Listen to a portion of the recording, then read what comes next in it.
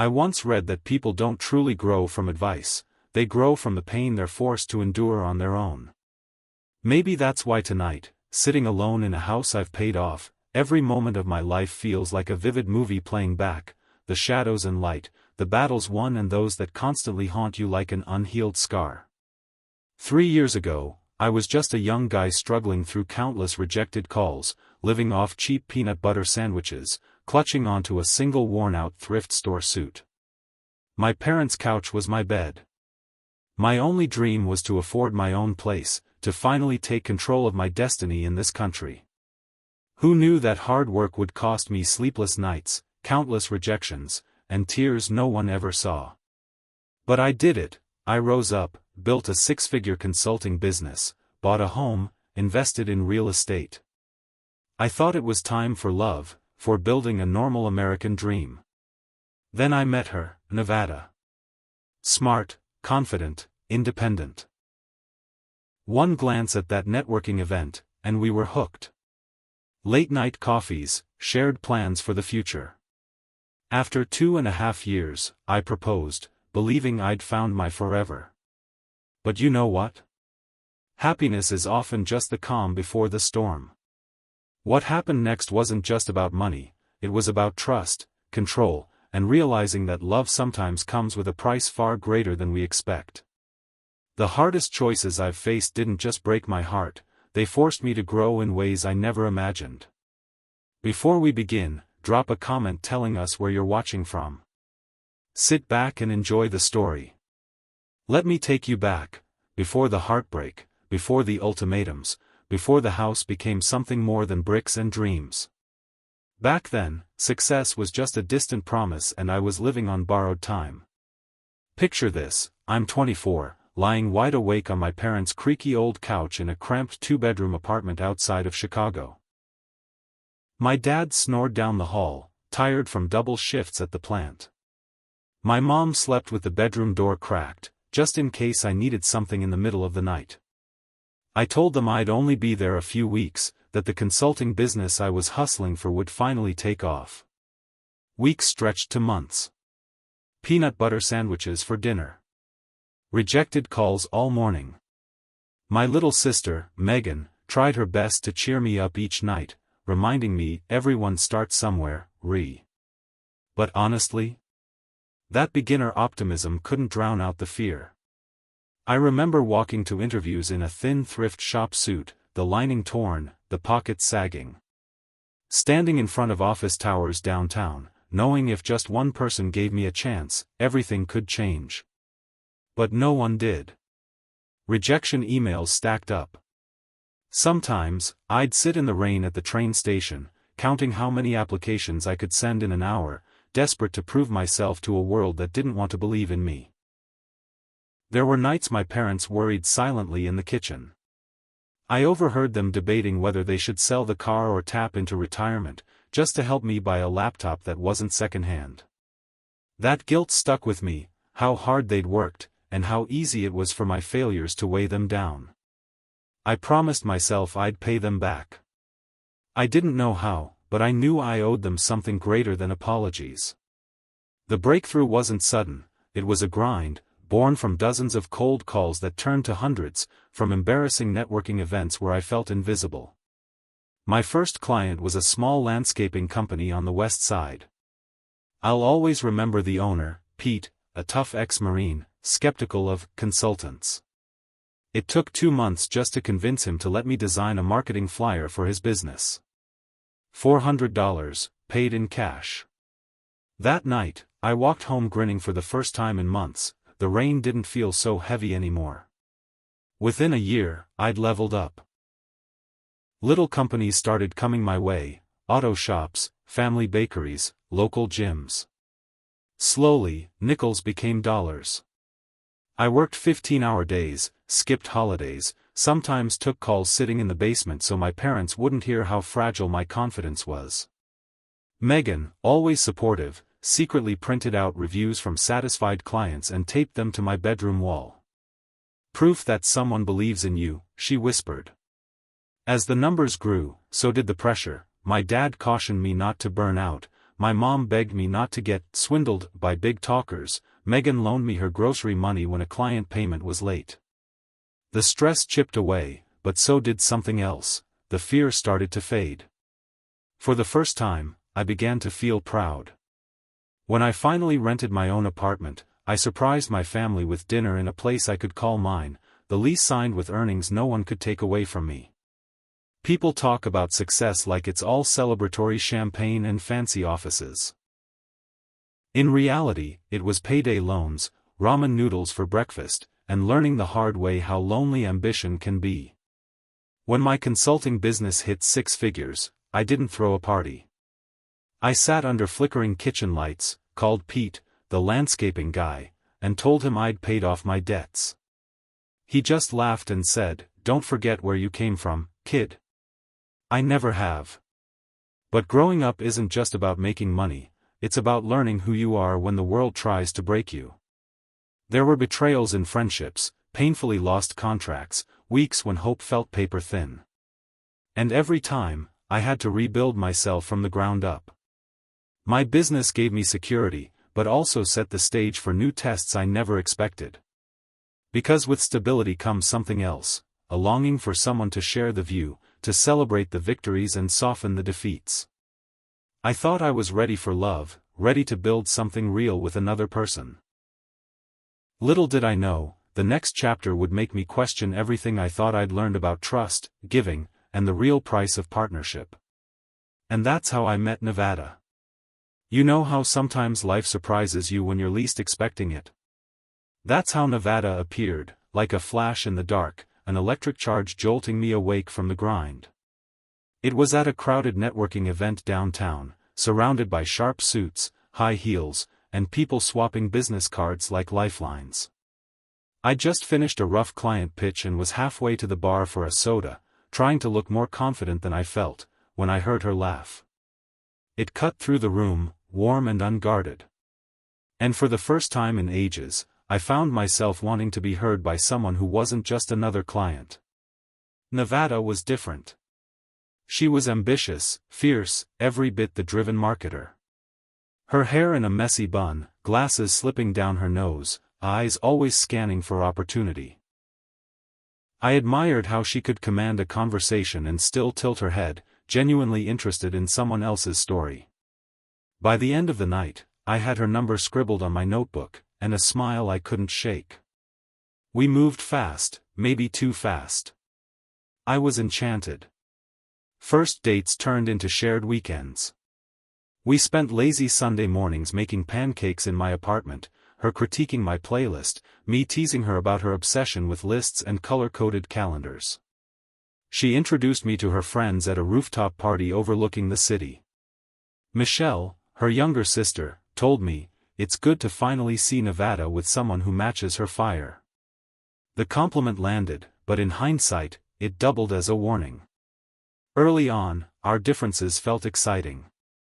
She found my cautiousness endearing, I found her boldness invigorating. We made plans, trips to Colorado, home improvement projects, wild ideas about blending our lives and careers.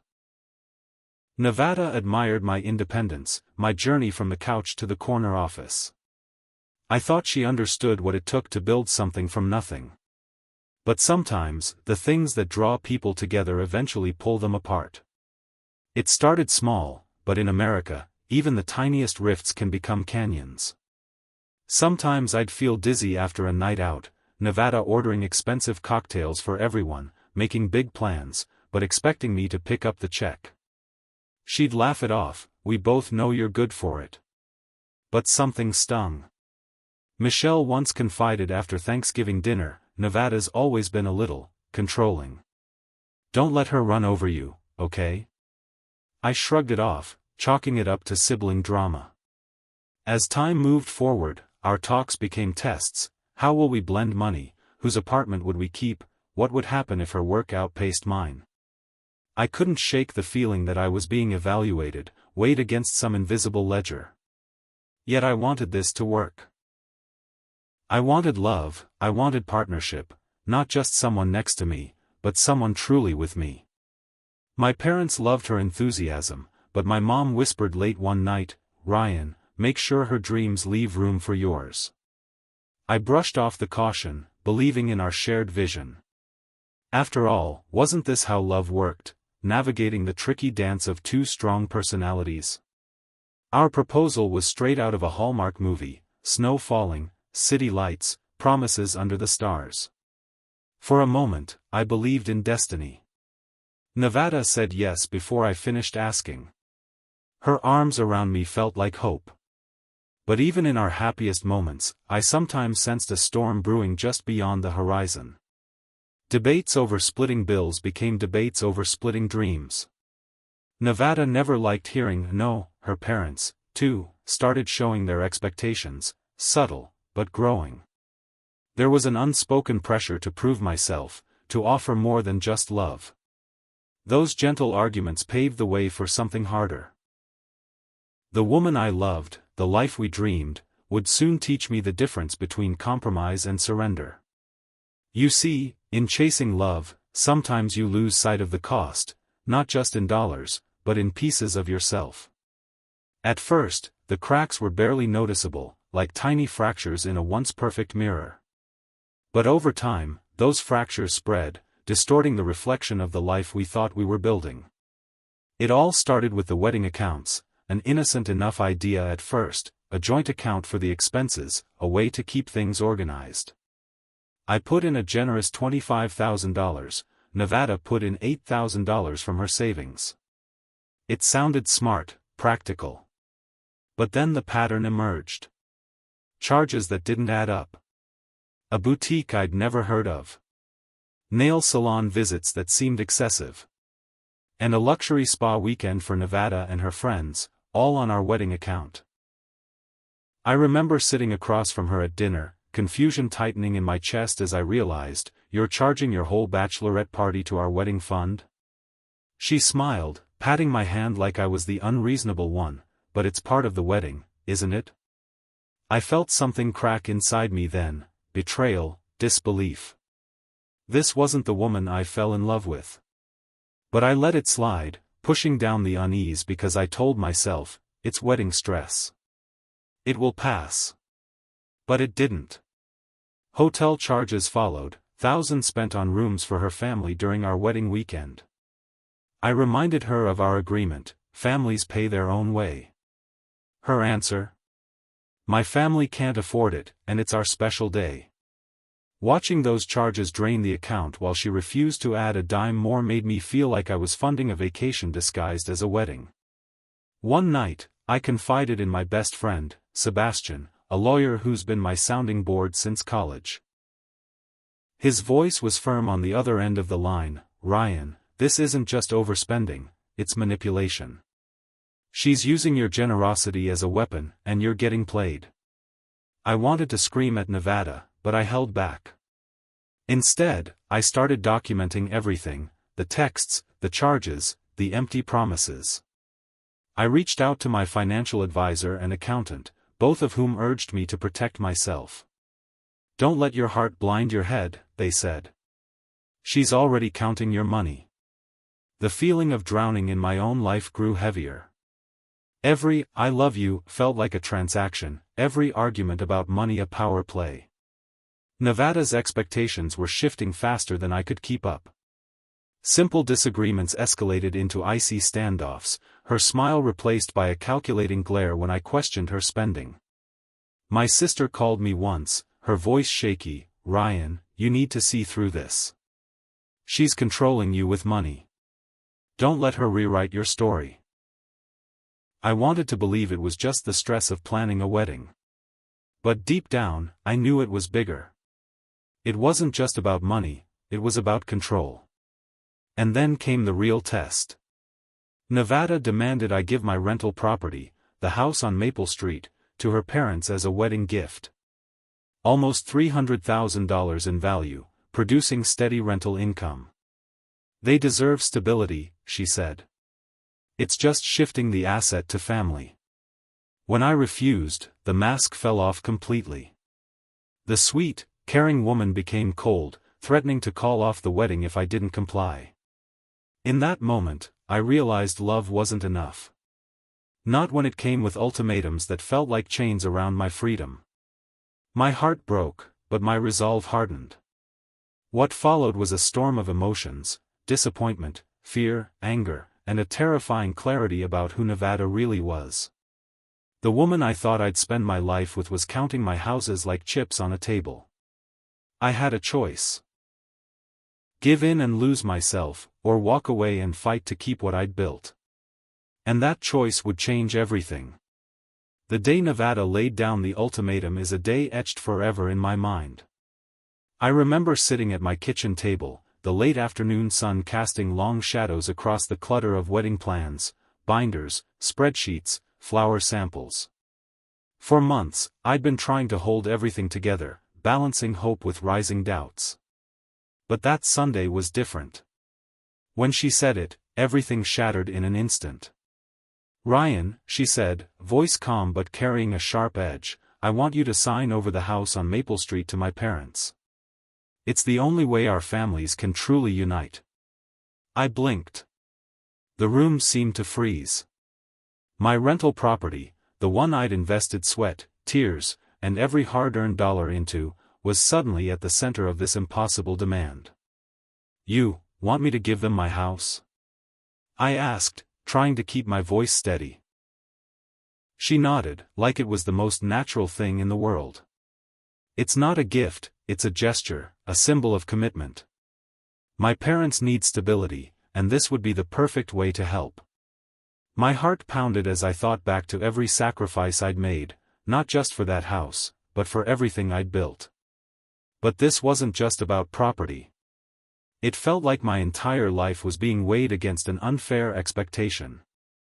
"I worked for years to own that property," I said firmly. "It brings in rental income, money I count on. You're asking me to give it away without any return or even discussion about how your family could contribute." She smiled, that same sharp smile, like I was missing the big picture. "Marriage is about partnership, sometimes putting family first. Don't you want to be a good husband?" But all I heard was leverage. Love weaponized to control me. I wanted to scream, "This is blackmail, not love." That's when I saw the transformation. The woman I thought I knew shifted before my eyes. Her warmth cooled into entitlement. The gentle encouragement turned to pressure. "If you don't give them the house, the wedding's off," she said, her voice low. "No compromise." Those words slammed into me harder than any fight, harder than any rejection. The decision felt like a crossroads. Would I surrender everything I'd built for love's sake, or protect myself and lose her forever? My parents, always my anchors, called late that night. My dad's voice was gruff but clear: "You don't let anyone strong-arm you into giving away your future, son. You're worth more than that." Mom was quieter, but every word was soaked in worry and pride. I also spoke to Megan, whose sharp honesty cut through my fog of confusion. "Ryan, love isn't supposed to cost you your security. Don't let her make you forget who you are." The pressure from Nevada only intensified. One evening, I came home to find her and her parents at the rental property, measuring rooms, taking photos, like they already owned it. That was the final straw. Invading my privacy, planning my life without me, it was betrayal dressed as hope. My lawyer friend Sebastian helped me see the legal scars I was about to receive if I didn't protect myself. "You're not just fighting for that house," he warned. "You're fighting for your future, your dignity." I realized that love had been turned into leverage, a cruel gamble where only one player stood to win. The desperation, the manipulation, they were signs I couldn't ignore. And so, with a heavy heart but clear mind, I made my choice. I would not give in. I would walk away. What followed was silence filled with tension, a calm before a storm of consequences. Because sometimes saving yourself means losing everything else. The hardest step isn't saying no, it's walking away when everything around you begs for you to stay. Ending what should have been a lifetime commitment tore through me like a storm. I felt like I was losing not just my fiancée, but my future, my dreams, and, in some painful way, a part of myself. I remember the heavy silence after that final phone call when I told Nevada the wedding was off. Her shocked breath echoed through the line, a sharp reminder of how long I'd held on despite the warning signs. In her silence, I heard the empty spaces where love used to live, the cold truth that sometimes, what we think is love is just an illusion built on control and conditional affection. For days, my mind spun through memories, laughter shared over pancakes, plans whispered in quiet moments, hopes we'd woven together so tightly. The betrayal cut deep. But beneath the hurt was a growing clarity. I deserved respect, honesty, a partner, not a hostage to demands and ultimatums. My parents became my rock. Dad's steady voice reminded me, "Son, sometimes the bravest thing you can do is walk away from what's breaking you." Mom's warm hugs were anchors in the stormy sea of emotions swirling inside me. Megan sent me texts filled with tough love and encouragement. "You're choosing yourself, and that's the strongest act of love there is." Her words were balm to my soul, reinforcing what I didn't want to admit: love isn't enough if it costs your peace. But the cost was real and high. Canceling the wedding meant losing deposits, disappointing friends, and enduring the glaring questions of why at every turn. Mutual friends took sides, some sympathized, others whispered behind backs, painting me as the villain or the fool. Nevada's family didn't stay silent either. Their phone calls were sharp, accusatory. Her mother's voice cracked as she pleaded for understanding, accusing me of cruelty. Her father warned of regret, consequences I didn't want to imagine. Each call reopened wounds that hadn't yet healed. And then there were the social media posts, vague, hurtful messages hinting at betrayal and broken promises. The cease and desist letter from Sebastian was necessary, though painful. Defending my truth meant standing firm in the face of public doubt and scrutiny. Yet, through the chaos, I found strength I hadn't known I possessed. I changed locks on my properties, tightened security around my finances. I reclaimed control, not just over my assets, but over my life. Late nights alone were filled with reflection. I questioned everything, but also learned. Learned that love unbalanced by respect and equality crumbles. That self-worth must come before sacrifice. And slowly, the broken pieces began to form a new shape, a stronger, wiser version of myself. One who understands that it's okay to protect what you've built, to say no without regret, and to walk forward, even when the path is lonely.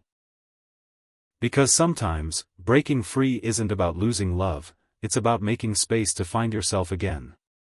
Transition to number 6, Epilogue, Lessons Learned and a New Beginning, 5.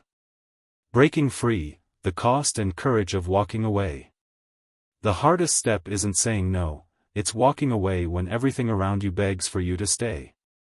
Ending what should have been a lifetime commitment tore through me like a storm. I felt like I was losing not just my fiancée, but my future, my dreams, and, in some painful way, a part of myself. I remember the heavy silence after that final phone call when I told Nevada the wedding was off. Her shocked breath echoed through the line, a sharp reminder of how long I'd held on despite the warning signs. In her silence, I heard the empty spaces where love used to live, the cold truth that sometimes, what we think is love is just an illusion built on control and conditional affection. For days, my mind spun through memories. Laughter shared over pancakes, plans whispered in quiet moments, hopes we'd woven together so tightly. The betrayal cut deep. But beneath the hurt was a growing clarity. I deserved respect, honesty, a partner, not a hostage to demands and ultimatums. My parents became my rock. Dad's steady voice reminded me, "Son, sometimes the bravest thing you can do is walk away from what's breaking you." Mom's warm hugs were anchors in the stormy sea of emotions swirling inside me. Megan sent me texts filled with tough love and encouragement. "You're choosing yourself, and that's the strongest act of love there is." Her words were balm to my soul, reinforcing what I didn't want to admit: love isn't enough if it costs your peace. But the cost was real and high. Canceling the wedding meant losing deposits, disappointing friends, and enduring the glaring questions of why at every turn. Mutual friends took sides, some sympathized, others whispered behind backs, painting me as the villain or the fool. Nevada's family didn't stay silent either. Their phone calls were sharp, accusatory. Her mother's voice cracked as she pleaded for understanding, accusing me of cruelty. Her father warned of regret, consequences I didn't want to imagine. Each call reopened wounds that hadn't yet healed. And then there were the social media posts, vague, hurtful messages hinting at betrayal and broken promises. The cease and desist letter from Sebastian was necessary, though painful. Defending my truth meant standing firm in the face of public doubt and scrutiny. Yet, through the chaos, I found strength I hadn't known I possessed. I changed locks on my properties, tightened security around my finances. I reclaimed control, not just over my assets, but over my life. Late nights alone were filled with reflection. I questioned everything, but also learned. Learned that love unbalanced by respect and equality crumbles. That self-worth must come before sacrifice. And slowly, the broken pieces began to form a new shape, a stronger, wiser version of myself.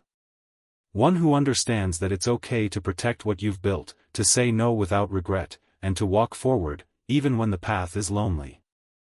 Because sometimes, breaking free isn't about losing love, it's about making space to find yourself again. The dust finally settled, and in the quiet aftermath, I found myself standing on unfamiliar ground, alone, but not lost.